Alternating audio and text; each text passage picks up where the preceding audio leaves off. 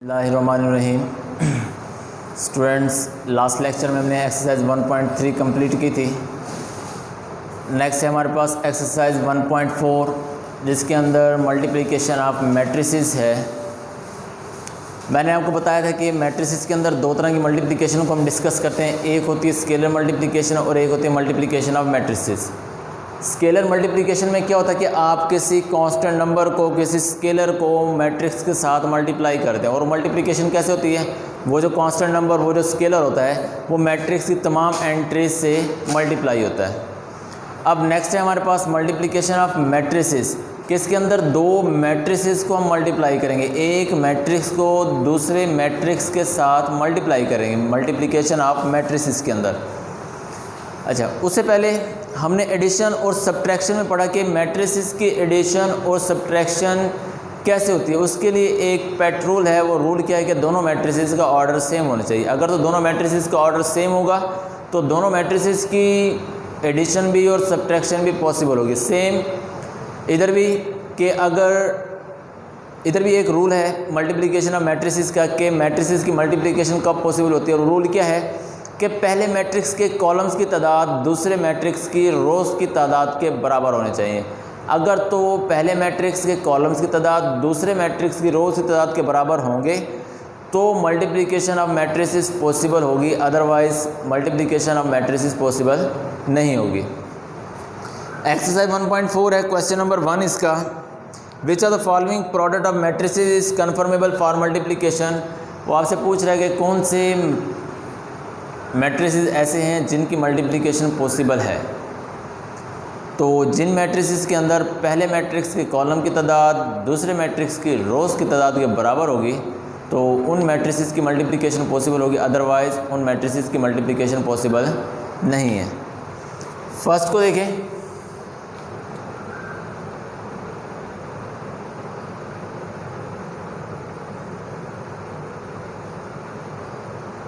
One -1 0 2 -2 3। अब हमें देखने कि इसकी मल्टीप्लिकेशन पॉसिबल है या नहीं है। तो ये फर्स्ट मैट्रिक्स है और ये सेकंड मैट्रिक्स है। फर्स्ट मैट्रिक्स के कॉलम्स की तादाद चेक करते हैं। इसके कॉलम्स कितने हैं, 2 हैं। Number of columns of first matrix. दूसरे मैट्रिक्स की रोज़ की तादाद कितनी है, 2 है। नंबर ऑफ रोज़ इन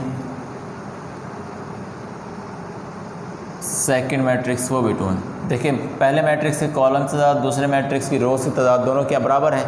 अगर बराबर हैं तो इनकी मल्टीप्लिकेशन पॉसिबल है। तो हम कहेंगे कि ये जो मैट्रिसेस गिवन है ये मल्टीप्लिकेशन के लिए कन्फर्मेबल है।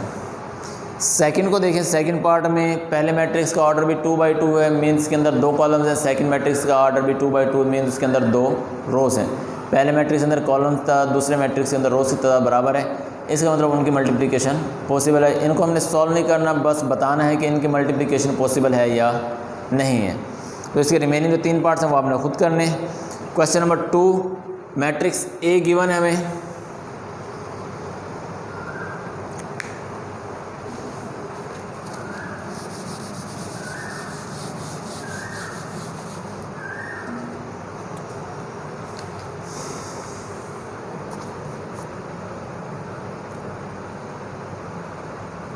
क्वेश्चन 2, मैट्रिक्स ए गिवन है,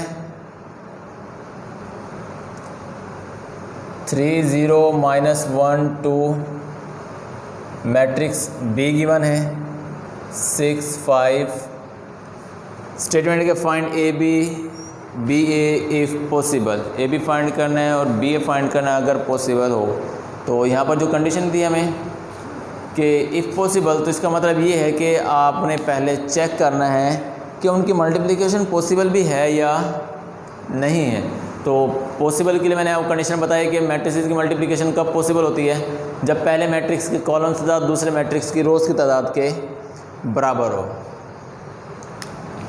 तो फर्स्ट पार्ट है इसका, ए बी फाइंड करना है।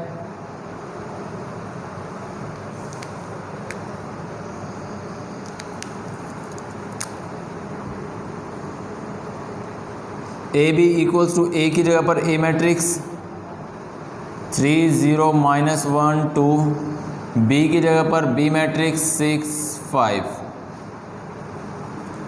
अब देखें मल्टीप्लिकेशन अगर चेक करनी हो कि मल्टीप्लिकेशन पॉसिबल है या नहीं, तो क्या करते हैं हम पहले मैट्रिक्स के कॉलम्स की तादाद को चेक करते हैं और दूसरे मैट्रिक्स की रोज़ की तादाद को चेक करते हैं। पहले मैट्रिक्स के कॉलम्स और दूसरे मैट्रिक्स की रोज़ अगर बराबर हों तो मल्टीप्लिकेशन पॉसिबल होगी, अदरवाइज़ नहीं होगी। तो जो इसका टेस्ट है मल्टीप्लिकेशन चेक करने का वो क्या है कि पहले मैट्रिक्स के कॉलम्स की तादाद दूसरे मैट्रिक्स की रोज़ की तादाद के बराबर होना चाहिए।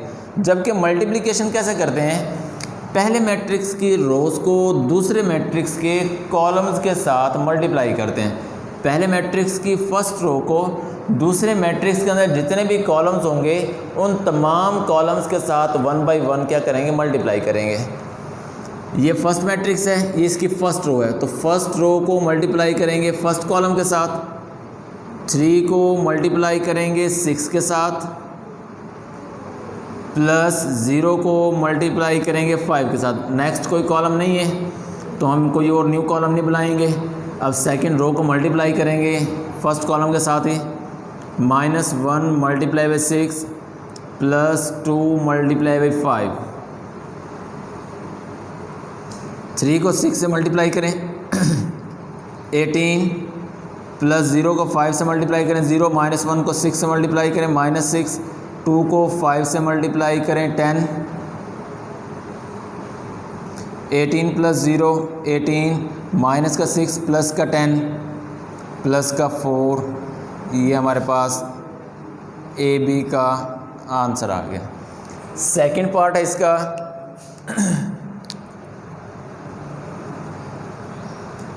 बी ए फाइंड करना है।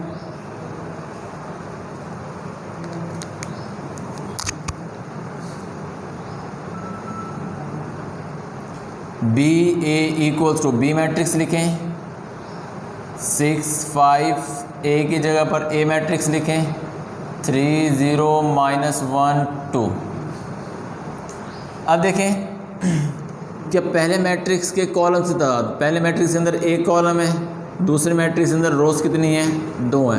पहले मैट्रिक्स के कॉलम की तादाद दूसरे मैट्रिक्स की रोज़ की तादाद के बराबर नहीं है, तो इसका मतलब इनकी मल्टीप्लिकेशन पॉसिबल नहीं। मल्टीप्लिकेशन पॉसिबल नहीं तो बी ए हम फाइंड नहीं कर सकते। तो यहाँ पर ये बस यही रीज़न लिख देंगे कि B A is not possible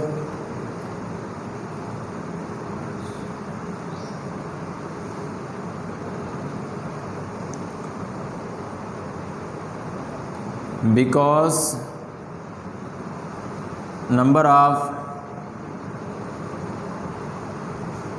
columns of matrix B is not equal to number of rows of matrix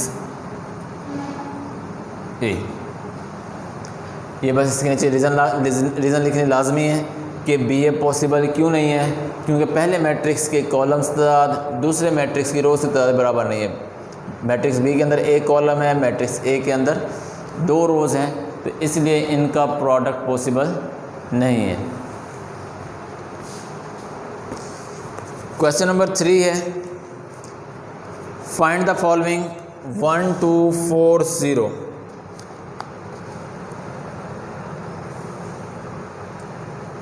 question number 3 है, फर्स्ट पार्ट इसका 1 2 4 0।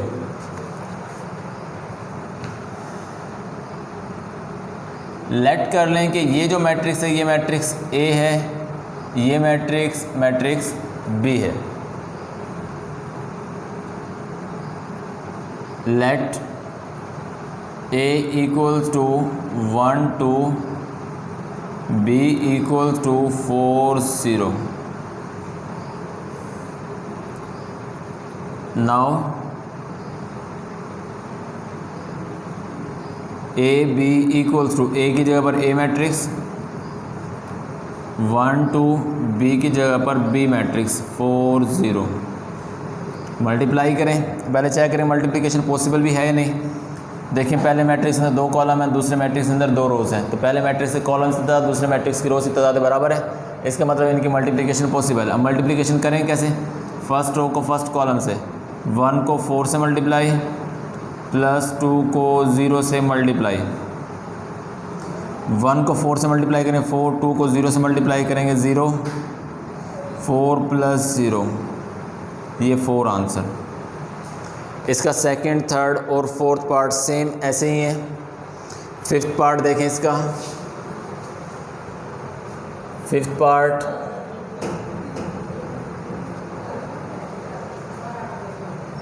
1 2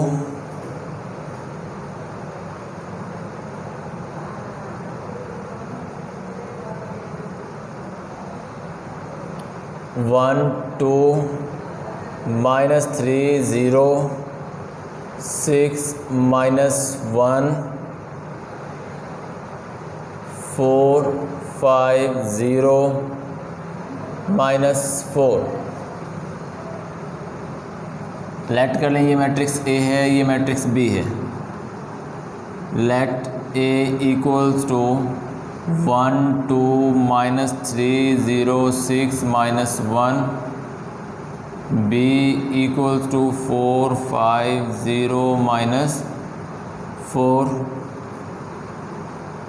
A B equals to A की जगह पर A मैट्रिक्स 1 2 -3 0 6 -1, B की जगह B मैट्रिक्स 4 5 0 -4. फर्स्ट रो को first column से 1 को मल्टीप्लाई करेंगे 4 से प्लस 2 को मल्टीप्लाई करेंगे 0 से. अब सेकंड मैट्रिक्स के अंदर एक और कॉलम है, तो फर्स्ट रो को सेकंड कॉलम से न्यू कॉलम से मल्टीप्लाई हो, तो हम यहाँ पर भी एक न्यू कॉलम बनाएंगे. 1 को 5 से मल्टीप्लाई करेंगे, 2 को -4 से मल्टीप्लाई करेंगे. फिर सेकंड रो को फर्स्ट कॉलम से -3 को 4 से, 0 को 0 से, -3 को 5 से, प्लस 0 को -4 से.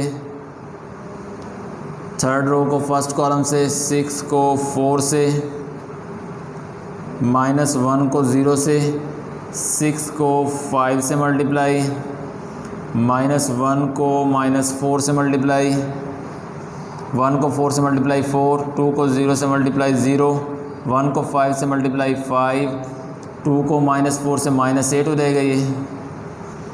-3 को 4 से -12 plus 0, -15 plus 0, 6 4 are 24 plus 0, 6 5 are 30, minus plus 1 को 4 से मल्टीप्लाई करेंगे 4, 4 प्लस 0 4 प्लस का 5 माइनस का 8 माइनस का 3 माइनस का 12 प्लस का 0 -12 -15 24 34. ये हमारा आंसर आ गया. आज के लेक्चर में पहले 3 क्वेश्चन इस एक्सरसाइज के कंप्लीट कर लिए हैं. इंशाल्लाह नेक्स्ट लेक्चर में बाकी क्वेश्चंस करेंगे. तब तक आपने जो बाकी क्वेश्चंस रह गए इनकी प्रैक्टिस करनी है. अल्लाह हाफ़िज़.